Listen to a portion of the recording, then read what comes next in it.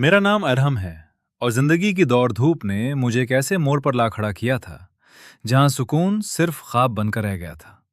लाहौर के शोर ओगल से तंग आकर जब मेरा तबादला मुल्तान के एक पुराने बैंक में हुआ तो मैंने सोचा कि शायद यहाँ की कदीम गलियां मेरे अंदर के शोर को खामोश कर देंगी।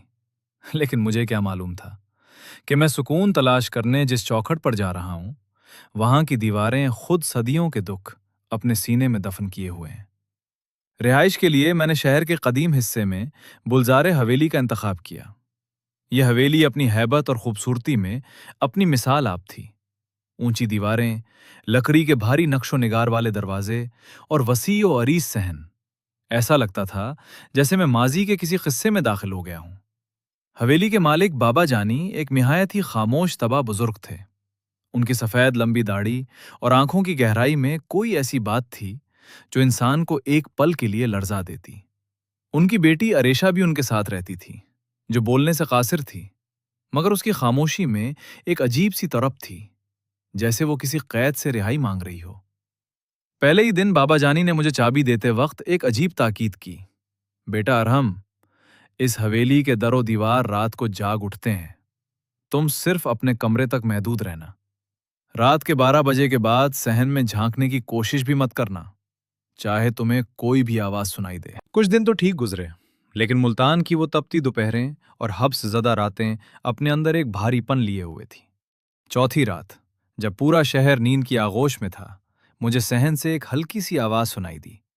यह आवाज किसी के सुसकने की थी, जैसे कोई अपना दुख छुपाने की नाकाम कोशिश कर रहा हो। मैंने जब खिड़की का पर्दा सरकाया तो देखा कि अरीशा सहन के वसत में लगे उस पुराने पीपल के दरख्त के नीचे बैठी थी। उसके हाथ जमीन को खिंच रहे थे और उसकी आंखों से बहने वाले आंसू चांद की मुधिम रोशनी में मोतियों की तरह चमक रहे थे।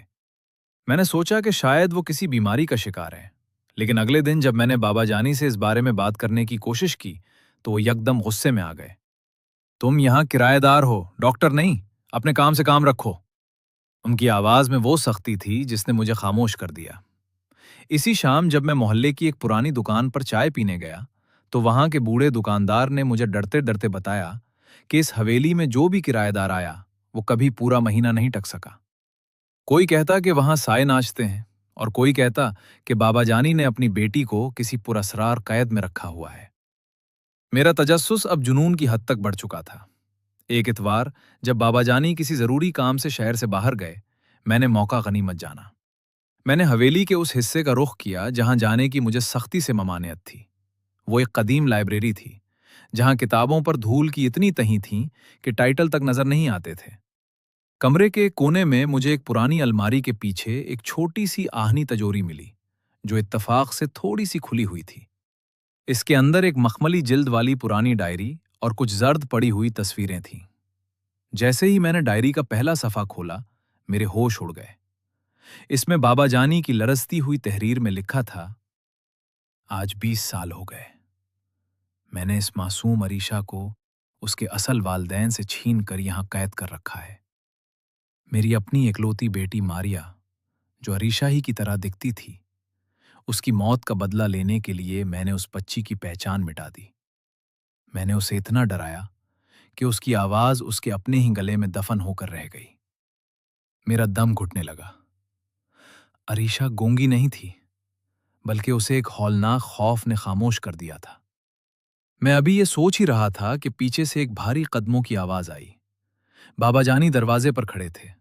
उनके हाथ में एक लंबा शिकारी चाकू था और उनकी आंखें खून की तरह लाल थीं। तुमने मेरा वो राज जान लिया है जिसकी हिफाजत मैंने अपनी रूह पीच कर की थी। वो गुस्से से गुर्जे। बाबा जानी ने मुझे धक्का दिया और मैं एक अंधेरे तहखाने में जा गिरा। वहां का हब्स और दीवारों पर जमी काई एक अजीब सी बू फैला रही थी। बाबा जानी ने बाहर से भारी ताला लगा दिया और मुझे वहां मरने के लिए छोड़ दिया। इसी रात मुझे पता चला कि बाबा जानी का एक बेटा शेदा भी है, जो एक जवारी और नशई था। वो हवेली के नीचे दबे किसी फर्जी खजाने के चक्कर में अपने ही बाप का दुश्मन बना हुआ था। आधी रात को जब मैं मौत का इंतजार कर रहा था, मुझे ताले में चाबी घूमने की आवाज आई। वो अरेशा थी। इसके चेहरे पर इस बार खौफ नहीं, बल्कि एक अज़्म था। उसने मुझे बाहर निकाला और इशारों में बताया कि शेदा अपने चंद बदमुआश साथियों के साथ हवेली में दाखिल हो चुका है اور وہ بابا جانی کو ختم کر کے حویلی پر قبضہ کرنا چاہتا ہے۔ ہم دونوں خاموشی سے پیچھے والے راستے کی طرف بھاگے، لیکن شیدا نے ہمیں دیکھ لیا۔ حویلی کے اس وسیع و عریض صحن میں ایک ہولناک دوڑ شروع ہوئی۔ ایک طرف مجنون باپ تھا، دوسری طرف لالچی بیٹا، اور بیچ میں ہم دو بے بس انسان۔ بابا جانی، جنہیں شاید اپنی غلطی کا احساس ہو رہا تھا، وہ ہمارے سامنے آ کھڑے ہوئے اور اپنے ہی بیٹے کی گولی کا نشانہ بن گئے۔ اسی وقت پولیس، جسے میں نے ایک چھوٹی سی کھڑکی سے میسج کر کے اطلاع دی تھی، حویلی کے دروازے توڑ کر اندر داخل ہو گئی۔ پولیس کے سائرن کی آوازوں نے حویلی کی اس صدیوں پرانی خاموشی کو ہمیشہ کے لیے ختم کر دیا۔ شیدا اور اس کے ساتھی گرفتار کر لیے گئے۔ بابا جانی کو زخمی حالت میں ہسپتال منتقل کیا گیا، جہاں انہوں نے دم توڑنے سے پہلے پولیس کے سامنے اعتراف جرم کیا۔ انہوں نے اریشا کا ہاتھ میرے ہاتھ میں دے کر آخری سانس لی۔ ہسپتال میں جب اریشا کا نفسیاتی علاج شروع ہوا تو ڈاکٹروں نے بتایا کہ اسے سائیکولوجیکل میوٹزم، خوف کی وجہ سے گونگا پن تھا۔ کئی ہفتوں کی مسلسل دیکھ بھال، محبت اور تھراپی کے بعد وہ دن آیا جو میری زندگی کا سب سے قیمتی دن تھا۔ جب میں اس کے لیے ہسپتال کے باغ سے کچھ پھول لے کر آیا تو اس نے پہلی بار اپنا گلا صاف کیا اور دبی ہوئی، لرزتی ہوئی مگر خوبصورت آواز میں کہا، ارم، کیا اب سب ختم ہو گیا؟ میں نے مسکرا کر اسے یقین دلایا کہ اب صرف ایک نئی زندگی باقی ہے۔ ہم نے وہ پراسرار حویلی ایک یتیم خانے کے لیے وقف کر دی اور اریشا کو اس کے اصل خاندان سے ملوایا۔